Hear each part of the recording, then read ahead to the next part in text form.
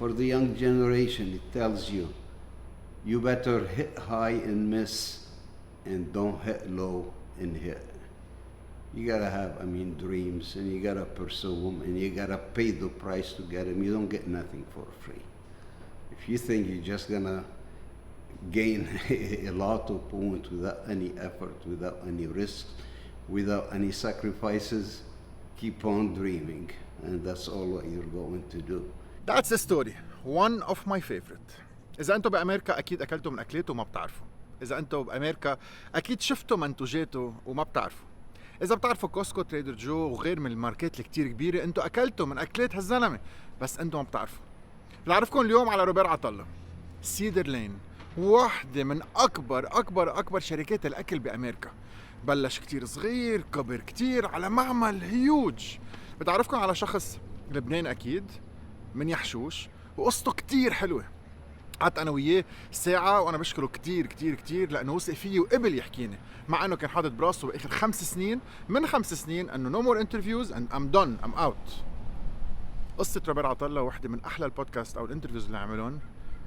احضروها معي. I think in 1973 آخر مسرحية اللي عملتها كان اسمها الشوط الأخير، وكانت مسرحية سياسية. كنت متأمل إنه بعمر 23 سنة رح أكون مليونير. وأخذنا مسرح بيروت عند المرايسي، وكان عندنا فيها حجز على 6 أشهر كل ليلة ما عدا نهار الاثنين. الأوضاع السياسية تغيرت بسنة 74 من بعد ما كان الدول العربية كلهم برأي واحد. اتجزأت من بعد ما صاروا يقترحوا السلم. الناس بدهم يربحوا بالحرب والناس بدهم يربحوا بالسلم، والآراء تغيرت وكل واحد فرض علي وجهته السياسية مشان يخلوا الالتزامات موجودة. بقى قررت انه خليها بوجهتها التاريخية. يقولوا لي مش بحاجة انك تقلنا عن تاريخنا، نحن عطيناك تاريخنا تكتبه. بدل ما اكون مليونير طلعت بالاخر مليونير. قررت انه دب ثيابي وامشي.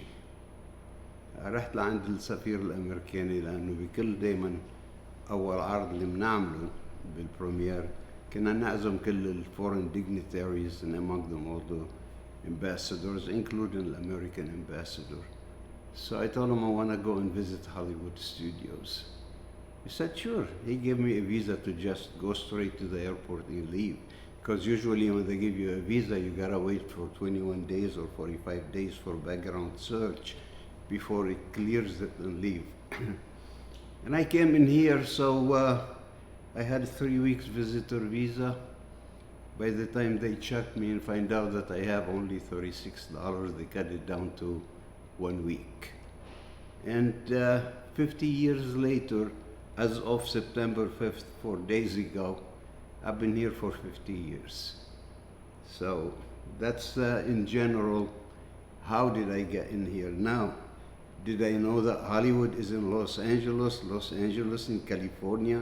California had a major earthquake. California had oil embargo, that there is no work.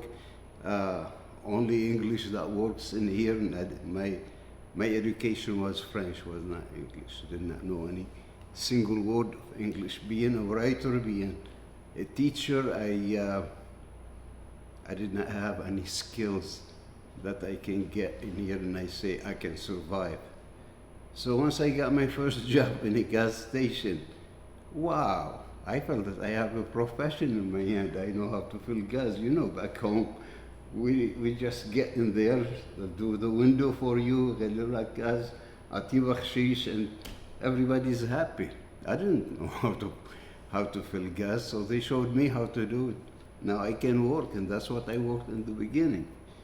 Then I had a choice. Either what you make, you can rent an apartment with it, or you have to spend that money to put it for your schooling to get someplace in life. I chose to take the more difficult path. I said, I'll go to school. So I ended up buying a car that was my transportation, it was my home, it was my social thing. And things start working. I start feeling like I'm going in the right direction. All of a sudden, I see a Lebanese guy that parks right in front of me on Sunday, very well dressed, and he had a flat tire. And he told me, "You want to make $5 and change my tire?" I told him, "Sure." So I jumped out of the car and I got on my feet, taking the nuts off and pulling that thing. And here I look at the back window and I see the Lebanese flag. And I told him, "Where are you from?" He said, "Lebanon. How about you?" I told him, "Lebanon." And it happened to be from the same family of that thing. So he told me, "Get out of my way, let me finish." I told him, "No, I'm dirty already. Let me finish the job. You don't have to pay me $5. You know, so we finished it, we put it in there. He went to look into my car, looked at the gas gauge. He wants to make sure that I have enough gas if I am to follow him. That was, some kind of a angel without wings that just stopped by in a time like that, and he had a flat tire close to me on Venice Boulevard in Los Angeles on Sunday around 2 o'clock in the afternoon. 50 years ago, it wasn't many Lebanese here. No. There was awesome, but not newcomers. No, it wasn't that many newcomers in that period.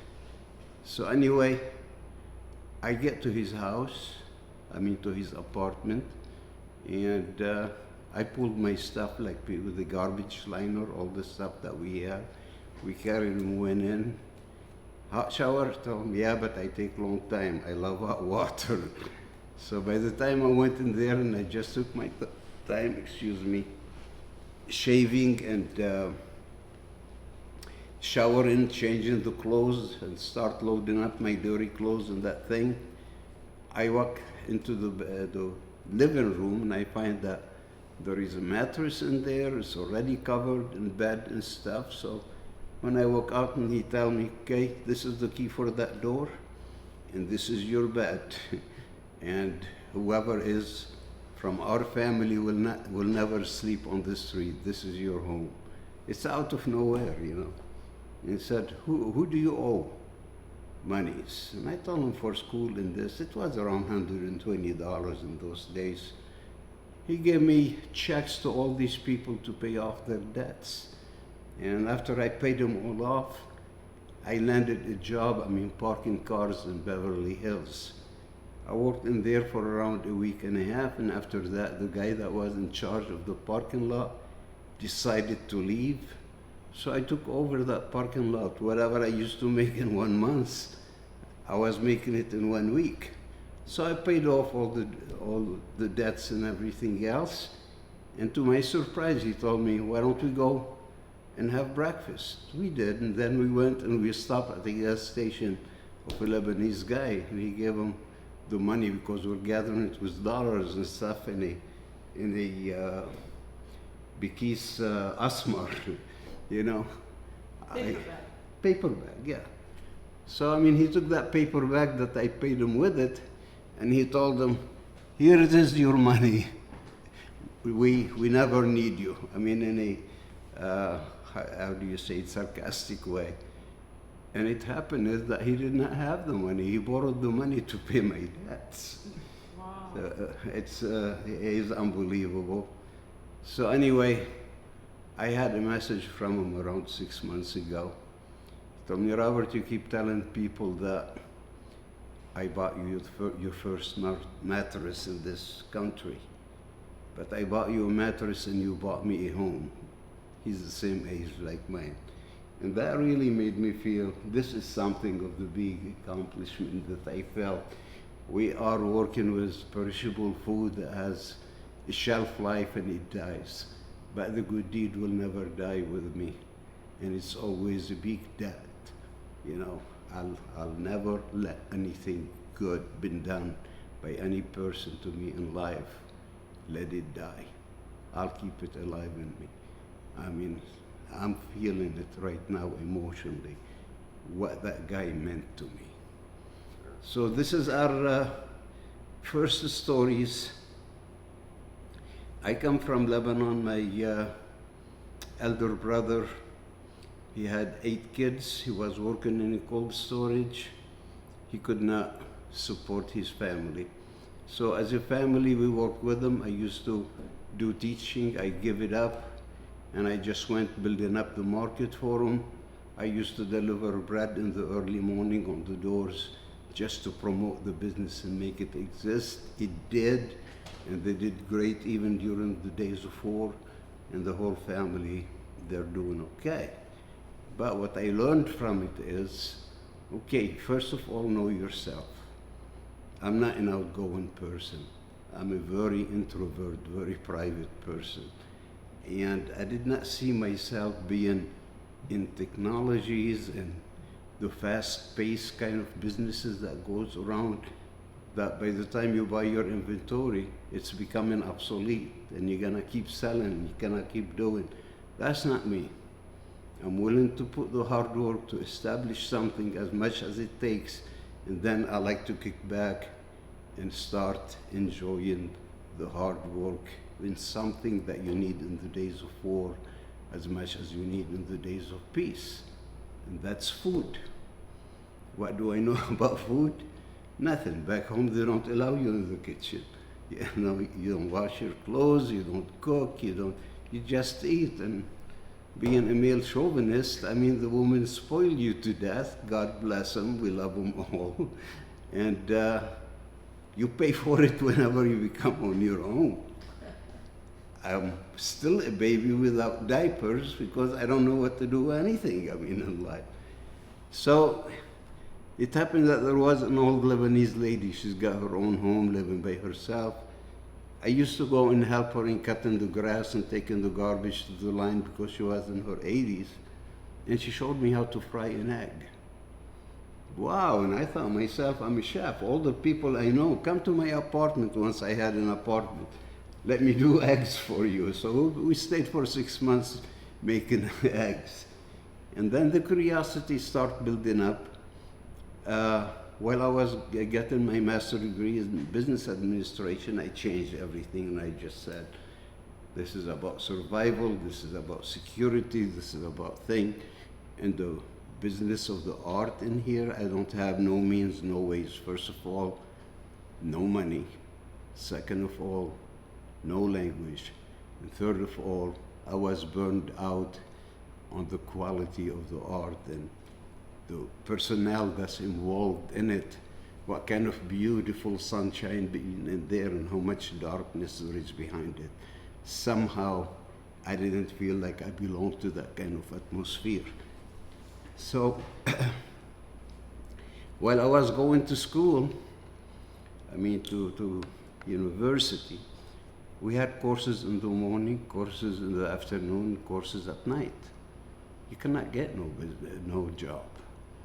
So we did everything from painting apartment to cleaning carpet to cleaning homes to parking cars, working gas station, whatever available around the schedule to just keep yourself going.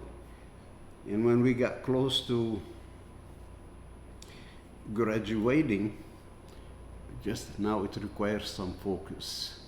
So I went applied for management position, management training in food companies.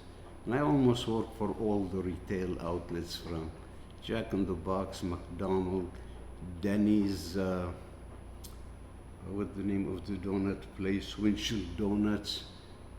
As long as I'm studying, I'm learning from it, fine. When they have nothing to teach me, I change because I had the belief is, if you got all the money in the world, you have no experience in business, you can lose it.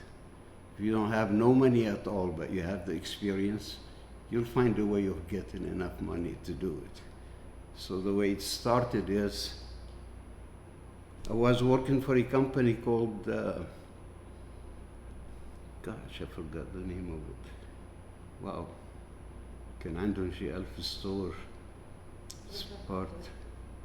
It's like a coffee shop. It's like Denny's. Anyway. Dietrich's coffee? No, it was a national one. They had around 7 locations, Sambos. Anyway, I was working for Sambos and I was running the operation on a Sunday, and I had somebody that walked in on me. He said, I see you how you run in the floors and how you turn in the tables. You got so much gift in you to just work for someone. I got a location for you in Santa Monica, across from Santa Monica College. I'll let you start your business life in there. And I told him, I just graduated less than 3 months ago. I don't have no money to open anything. He said, visit the place and try it. I'll work with you in every way because I know you're gonna make that place successful. So I just go see that place. He's right. Its strategy is good, but you have to take the dirt out of it in the shuffle. And it's such a small, tiny place in there. And I decided to quit that job and just open that place. So what I did is when I opened it with under $50, bringing things from home. I don't have no refrigeration, I don't have no nothing. It's just fresh, buy from the supermarket for 3-4 hours work, and that's how you keep things rolling. And once I opened up that, the customers were so wonderful in that area, and there, the Santa Monica area. So they start offering to loan me money to just buy stuff from it. So I did. And whenever I pledged that I would return it, I never missed.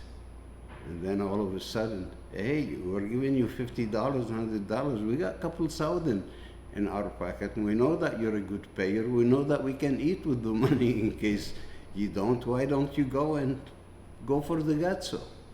So we did, and we kept paying on time, and we grew that business.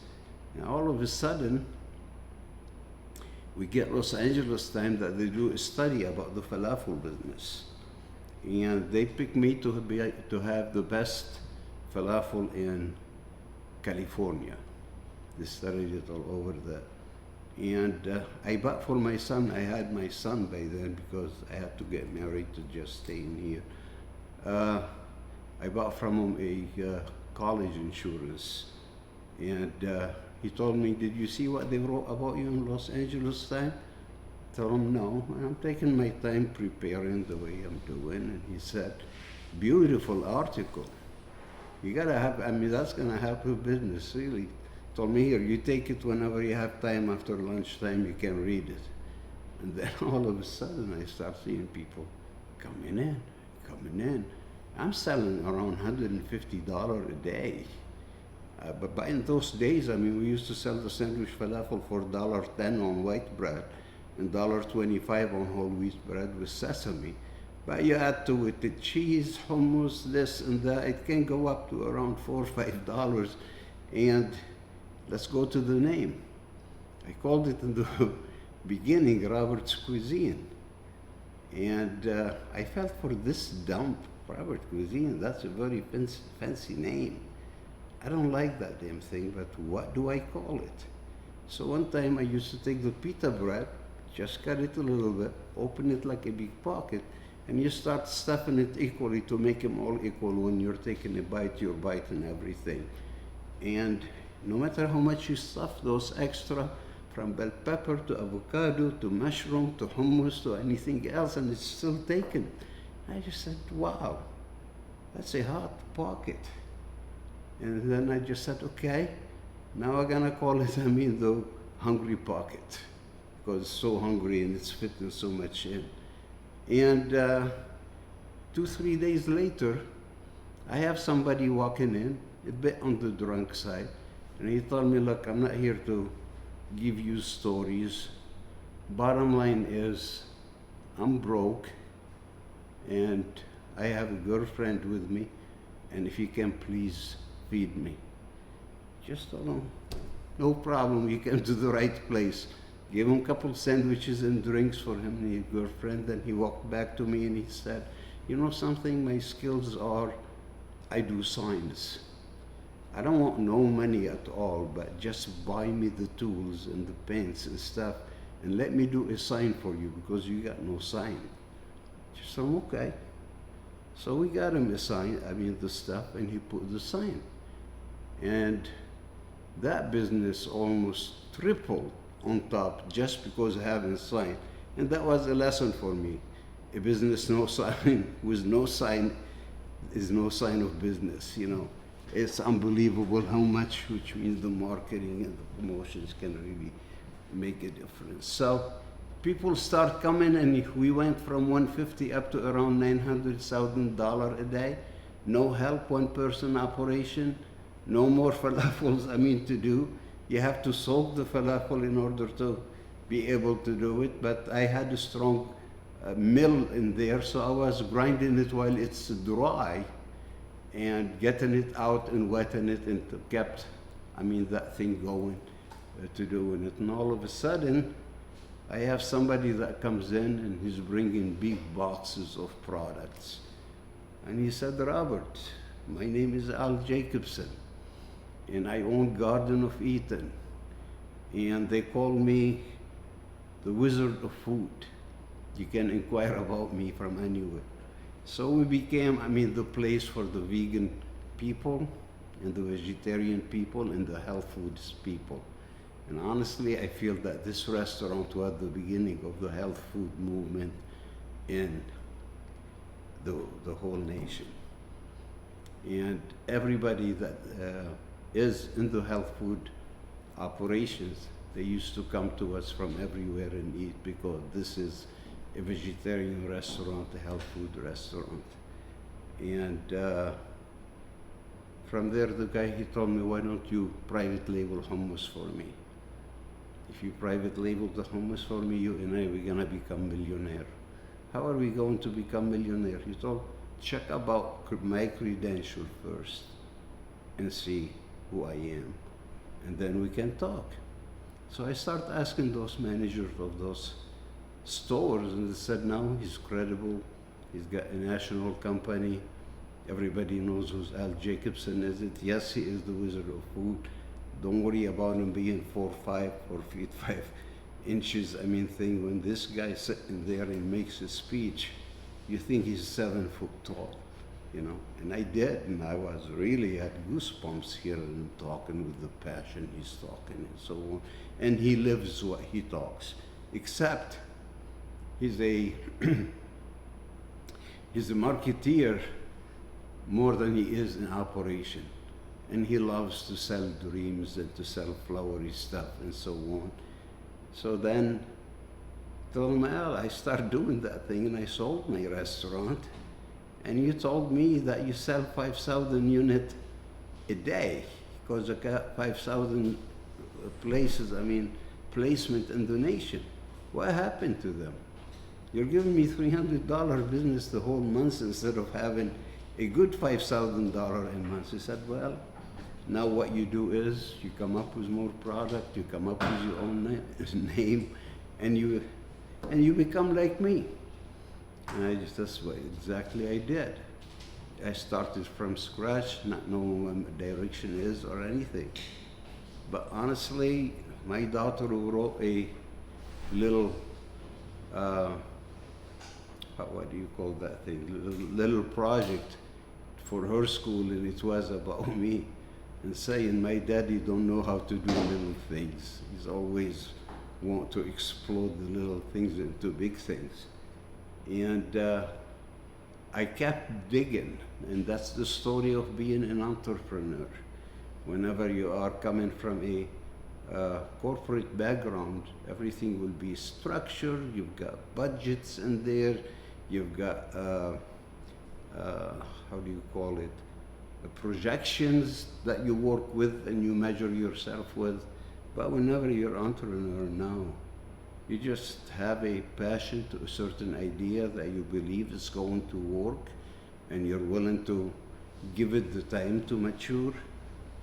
It's like throwing yourself in the ocean and keep swimming to safety. But it was a long swim. You know, it was a long swim. But thank God it was worth it. Along with that, I did so many other things to just generate capital to keep infusing it in Cedarlane to make it grow. And that's the end of our long trip right now with the company. I've been owning it since I think we started it in 1979. But in 1981, they asked me if I have any license. I told them, with that, he said, you have to be legal. You have to get yourself a license, business license and so on. How much does that cost? Well, it costs $27. I have $27, so we went to a newspaper, so we made an advertisement for the name for around 3 weeks, and after that, they give you that license, and it cost me $23, not $27. And that's why we say it was founded in 1981, but I started it in 1979. Man, when you do not know the business and you go in it blindly, we started to sell hummus, but the packaging on top, it was all with brown. And you're having, I mean, the Lebanese and green Lebanese cedar, and brown and food do not go together. Brown represents dirt, and food cannot be dirt. It comes from dirt, but it cannot be dirt. That was the first mistake that cost me $11,000 that I have to scrape it all out. Secondly, your customer is single people, not families. You want 8-ounce container, you don't want 16-ounce container. Nobody has to use to it. And that's, you're talking about health food that you got no preservatives, no nothing to help. And the refrigerations weren't that great in there to give you extended shelf life. Therefore, you have to have small containers that they can consume it in one time, so you can create the business for it. So you're always learning, and you're always saying, how stupid can I be? How stupid can I be in pouring money and building up debts? But then you don't know what you know unless you're faced up with it. And in your subconscious, I mean, all the experience start coming in, and you avoid all those mistakes. That's why I called myself Mr. Mistakes. But thank God that was my best university to learn how to do business. Learn from mistakes. It's okay to make mistakes, you know. So this is about the extent of the story, or otherwise we can talk for 24 hours. I enjoy the company. And how did you come up with the name? I did not know anything about food, and when I wanted to start doing, I mean, the food, I remember how did it taste, and I started experimenting on my own. How did it used to taste, and try to duplicate it. But with that kind of an exercise, it somehow it gave me that kind of a power. Give me anything, I'll taste it and I'll duplicate it for you. And that's something big in business. If you can taste something in less than 2 hours, you can come up with it, you know, just on a natural way without any processing, using either the preservative kind or the starches to not make it leach water, or all these ameliorations of how you make the food better, you know. So we started with the stuff that most of the food, our impressions of it, it was filled with salt and sugar, your two enemies. But they were good in promoting it. Promote anything that don't taste like nothing. You can sell it, because then you had only the TVs and the newspaper, your only tools of advertising. And if you can afford it, you can have a business. So in our situation, it was a totally different approach. We want to demo the heck out of the product in the stores, educate them about it, about the health values of them compared to anything else they're eating, and build up that business piece by piece. And that's why, I mean, we've been for 44 years in business, maybe more, if I want to count the year that we were not licensed, you know. I had to come up with a company name the way he told me. Make up your own company and start coming up with more product. And I just said, what am I going to call it? So I just said, this is a line of food, from Lebanon, Lebanese food I'm starting with. So what do I call it? Do we call it Cedarlane, Ardul Ars? That does not sound good, Cedarland. It doesn't. Cedarlane, a line of food. It sounds musical. I think if something can be kept and they don't have to really stretch, their accentuation to say Cedarland instead of saying Cedarlane. And that's how I came up with the name, because my intention is I'm starting with hummus, with the tabouli, baba ganoush, which we gave it names, and there and others. But it fired back at me. And the reason why, once you're gonna start, gearing up, to do marketing and really expand and create a story behind it and so on, the name Cedarlane fits a real estate company. It fits a furniture company. It does not really fit a food company, And we tried to change the logo over 17 times to come up with something that belongs to food and make it look good. And honestly, we never succeeded. So I kept it. I used to have two cedar trees on both sides. And I said, let me not crowd it. I'll keep it with one tree. This is what's gonna be Cedarlane. And as you see, it's L capital in there, the Cedar Lane, which means the lane of food in there. And I said, I had enough, I'm keeping it. Because you cannot, after you build that name, and you're talking about generations that they just grew within that 40 years eating your food and being known with that food. You cannot take that name away and wipe all their influence, in the market. So I said, I'm not coming up with a new name, but I have my autistic son, Frankie. He wanted to be my boss. So we created a company and we called it Frankly Fresh. And that's for him because he's the chairman of the board in it. And what we use is, we were always throughout the years as vegetarian company. Only around 12 years ago, we did everything you can do to grain, to vegetables, to substitute dairies, to foods, name anything that we do, and how you're gonna grow. The only way that you have to grow is to go into the animal protein. But for me, I just wanted to keep Cedarlane as a vegetarian, vegan company, and I don't want to introduce any animal product to it. And but once we formed the Frankly Fresh, that's a different company. Whatever you want, just to create the volume and so on, we can do it. And all of them tell us, why don't you sell us that? For example, Costco, Trader Joe's, Kroger's, Walmart's, and so on.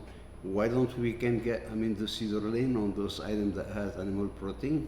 And I told them I'm maintaining it as a vegetarian company. We stand for a philosophy that it started in, and we're gonna maintain that. So we start putting it under Frankly Fresh. And that's how we expanded the market. We learned the market and we start growing. Did I answer the question, or still I went in different directions? First factory. Tell me about your first factory. How many employees? How did you start? The small start. My first factory, it was me. And just went and I took a place out of potato production. That it happened that I did not have any hot water in there. But I had my mom, God bless her soul, she's the best scientist ever. I told her, Mom, how can I, after I wash everything with soap, how do I really purify that thing, make sure that I don't have anything else? She told me, get a towel, wet it with clean water, pour over it vinegar, and wipe all the surface of what it touches the food with that vinegar. Guess what? better than any chemical you can use in order to clear it. And whenever you want to wash your vegetables and anything you do, just soak it with some vinegar.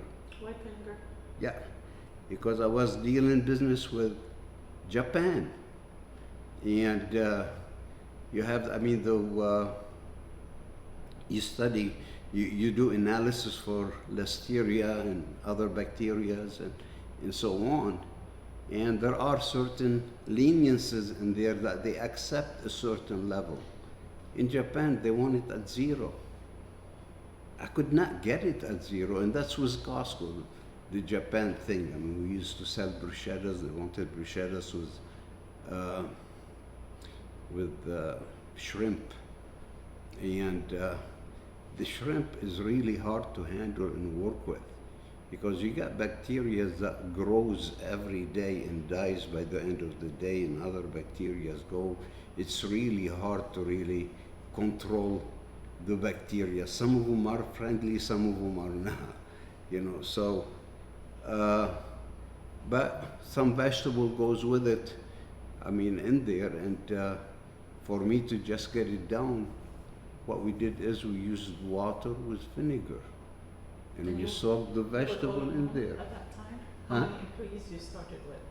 No, I was by myself for a good couple of years. By myself, I'm everything.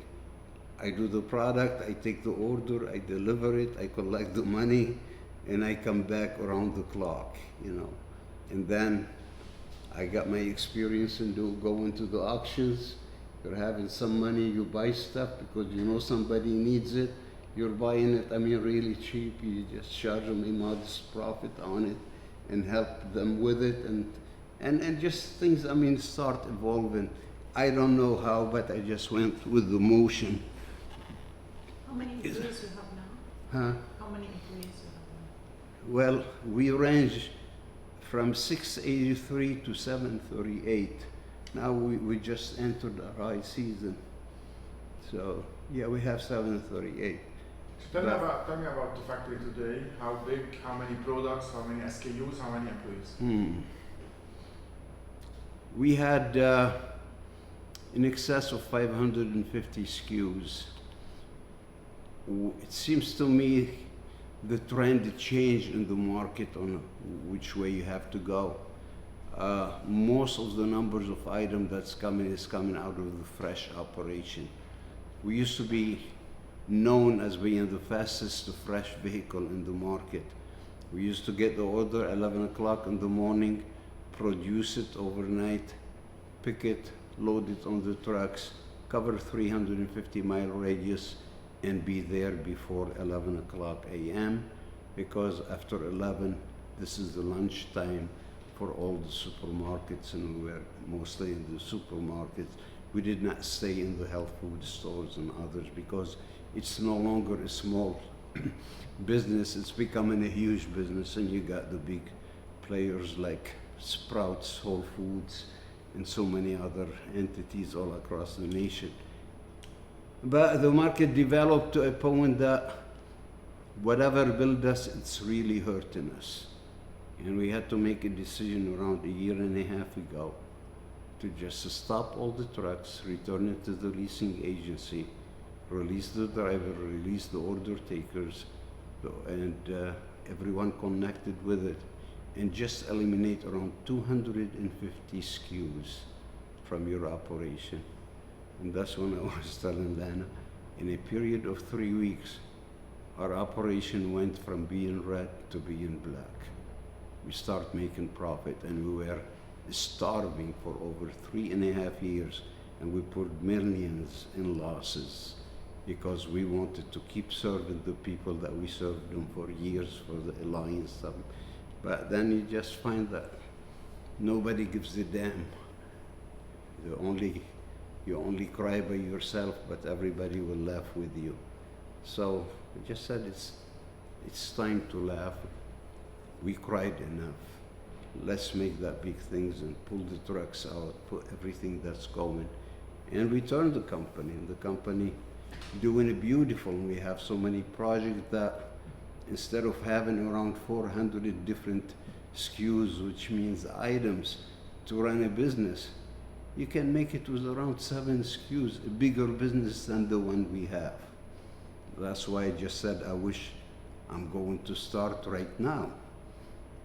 Once you have the experience again and you have the knowledge, and definitely you got the credential behind your name and your reputations and your dependability and so many other things. That's other assets that can really play a big role in just getting into the market and penetrating it, yeah. Did I answer it or not yet? Yeah, how big is the factory today? We operate out of 265,000 square foot.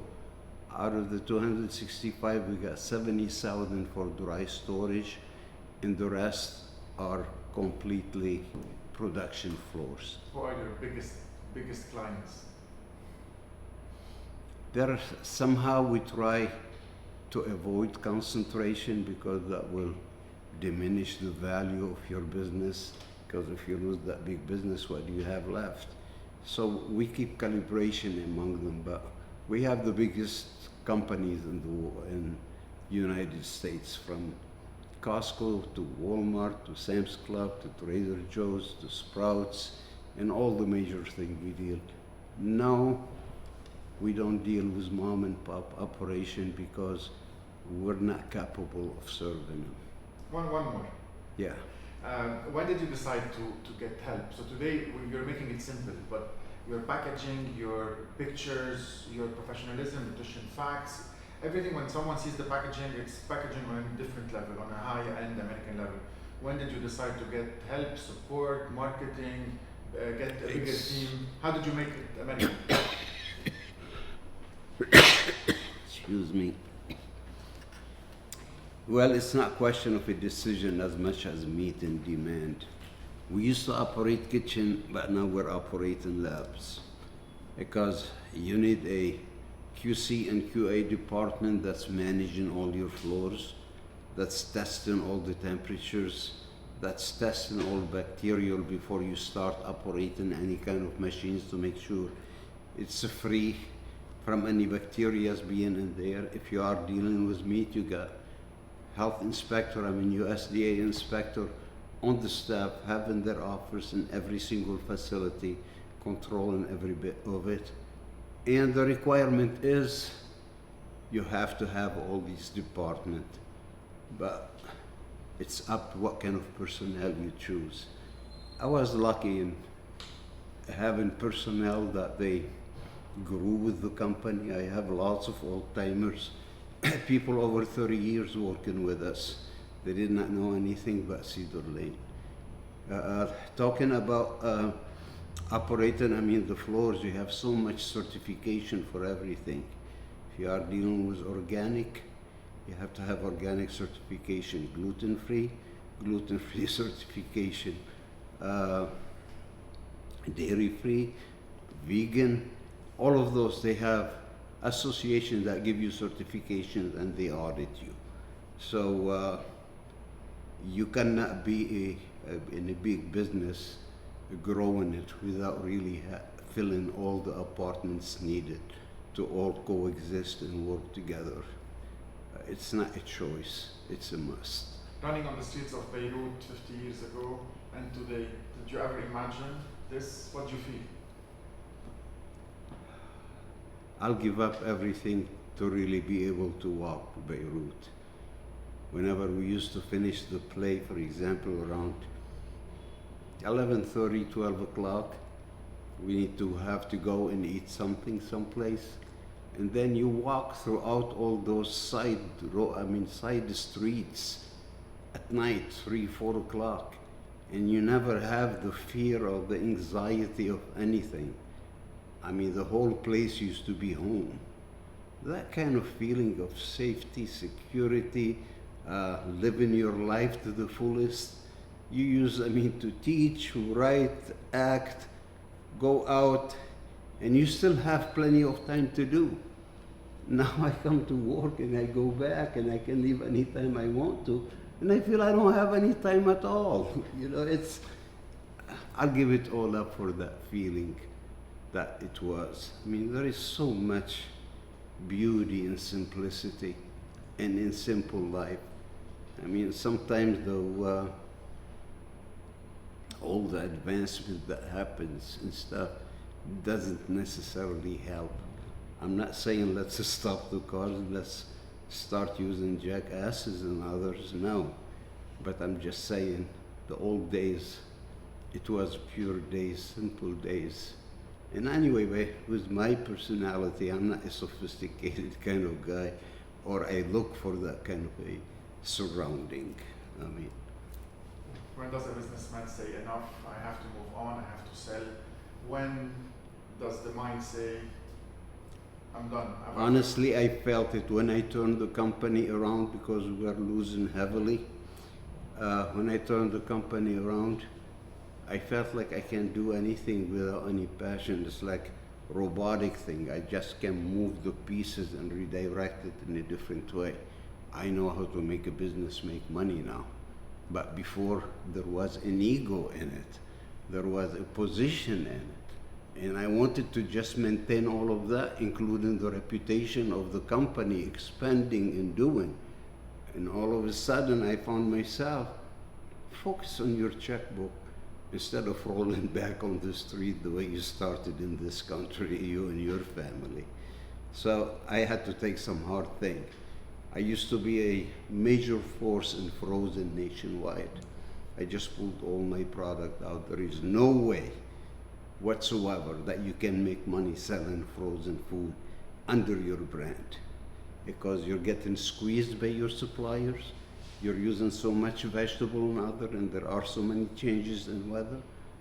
This year, the peppers are at least 200, 300% higher than last year.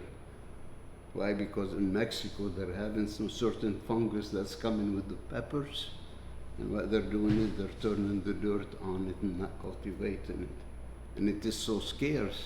And we buy by truckloads. You know, there are so many elements that changes on you. If you say, this is what we do and this is what we're gonna keep doing, you don't stand the chance to survive. I can pride myself of being a survivor. We are here in the company equipped with all kind of packaging.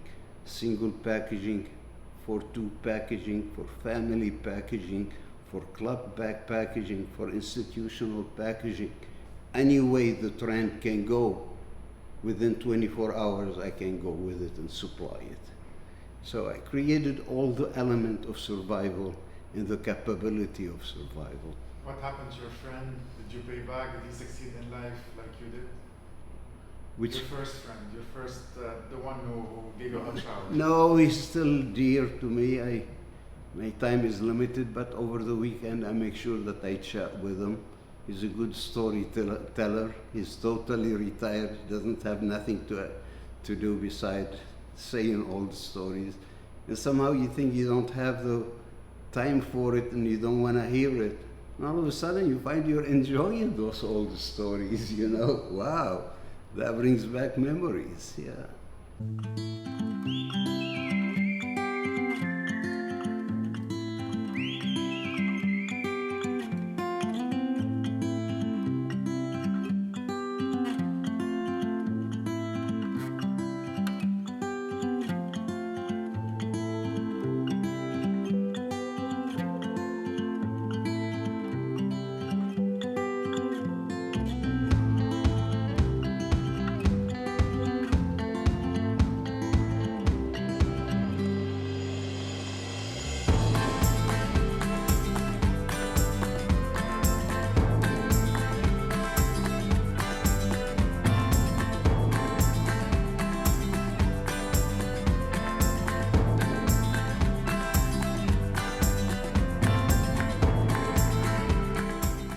هيدي بإمكانها تملك بضاعة طبيعية اللي بتبقى معك 5 أيام 7 أيام بعدين تنتزع، تعطيها سيلف لايف 60 نهار 90 نهار 100 نهار. Not heat pasteurization. With the cold pasteurization, the way the product tastes the first day, it will taste at the end of the shelf life. We did some hummus. After 7 years, I have it in my refrigerator, still good. but we give it only 60 days. Otherwise, people think we're putting something in it.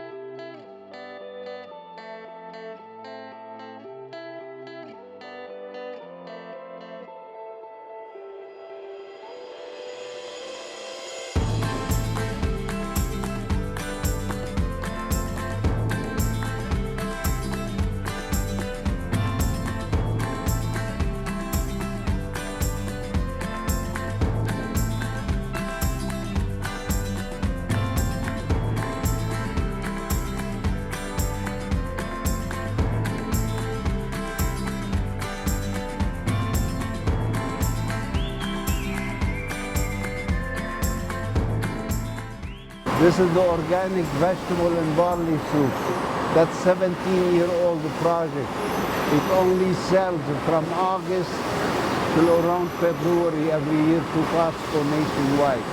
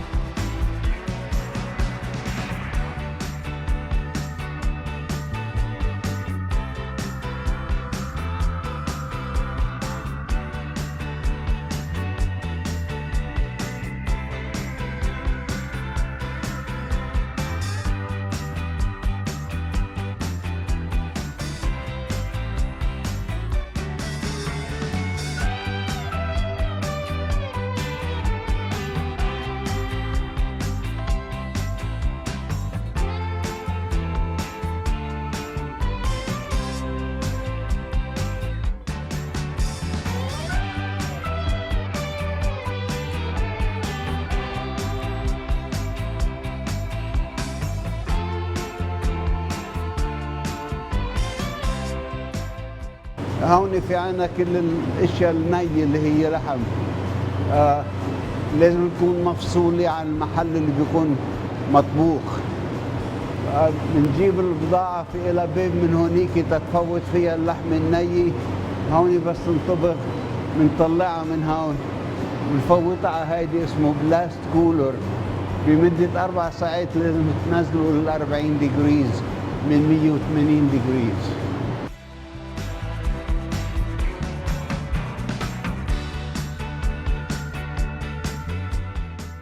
Distribution, we distribute direct to warehouses or through common carriers. So we have 5 big trailers of 48 footers to 52 footers. We have around 12 trucks to just pick up ingredients and other and deliver some small deliveries. But we no longer have, direct to stores deliveries. It's been canceled a year and a half ago. We have the most advanced R&D. We are into the medicinal food. We've been in it for the past 18 years and we developed it. And that's a very intriguing kind of a study that you have to be translating it into food. And it's growing at an alarming rate because the insurance companies right now are paying for the food for their clients because first of all, it is working, it's been proven it's working, and it's much cheaper than paying for drugs. Where all the miracles happen, the beginning of all the successful stuff. And we have 6 stations for 6 different chefs that they can work at the same time on project, and we're always busy, especially in the developing part. How many new products do you get every year? Or It depends. We have a new customer in the medicinal food that we need to do 40 items. And so client asks for products? No, designing it, approving it based on the nutritional that meets all the requirements, and then onboarding it for production and start producing. It's very intensive work. وسلم لي على يحشوش بطريقك وعلى كل الذكريات اللي هي بنيتنا وخلقت منها القساوي اللي طلعتنا أقسى من الظروف اللي مرقنا فيها، ونشكر الله لأني كأننا واقفين على مرسم عين براس الضيعة بحياتنا، وكل تحيينا لكل إنسان بيتقرب من يحشوش ومن محبة يحشوش ومن طيبة الأهل اللي موجودين بيحشوش. سلامي لكم كلكم. واو، وات ستوري. قصة أمل، قصة إيمان، قصة تعب، قصة مثل واحد بيقول هو وصل أنا فيني أوصل كمان. قضينا الساعة سوا، حطيت لكم إياها مثل ما هي، حضرتوها مثل ما هي. واو شو هالزلمة، وات أمان، وات أ سكسسفul ستوري. لبنيس برايد، فخر لنحن اللبنانية من يحشوش. واو واو واو، وات ستوري. بتأمل قدر ارجع اشوفه عن جديد واقضي وقت معه اكثر، لانه من هالزلمه اليوم تعلمت كتير كتير كتير.